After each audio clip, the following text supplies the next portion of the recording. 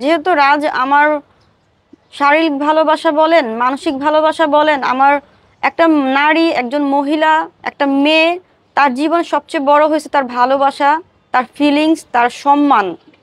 আমার ভালোবাসা, আমার ফিলিংস, আমার সম্মান সবকিছু রাজ নিয়েছে।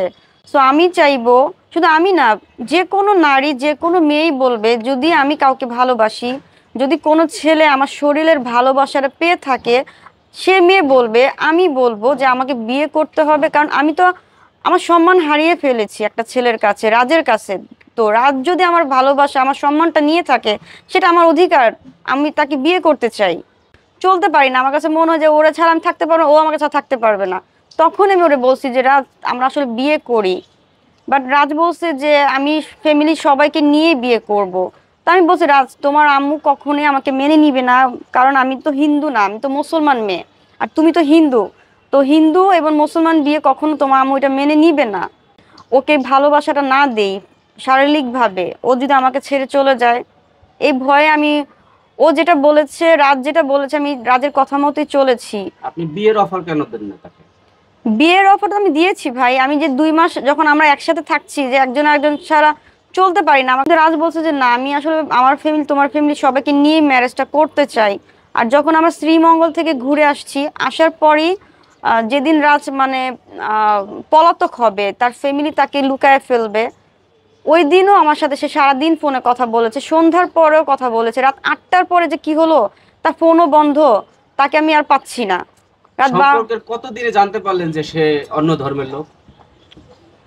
সম্পর্কে কতদিন মানে, আমি যখন ওর বাসায় ফার্স্ট টাইম ওর সাথে করি, ওই দিন আমি জানতে পেরেছি। আর ওই দিন আমি যখন জানলাম, ওই সময় আসলে আমার কিছুই করার ছিল না। আচ্ছা, যেহেতু সে অন্য ধর্মের লোক, আপনি মুসলমান, সেক্ষেত্রে আপনি এই মানে সবকিছু তো আপনাদের মধ্যে হয়ে গেছে, এখনো কি তাকে বিয়ে করার জন্য আপনি আগ্রহী? সেক্ষেত্রে আপনার কোনো পদক্ষেপ নেবেন কিনা? পদক্ষেপ বলতে, রাজের আম্মু, রাজের ফ্যামিলি যেহেতু চায় না রাজের সাথে আমার বিয়ে হবে, এর জন্য তার ছেলেকে অনেক কিছু বোঝানো হয়েছে, অনেক প্ল্যান করা হয়েছে। সে কারণে আজকে রাজ কিন্তু পলাতক। আজকে 1 মাস হয়ে গেছে, রাজ কিন্তু আমার সাথে কোনো কন্ট্রাক্ট করে নাই।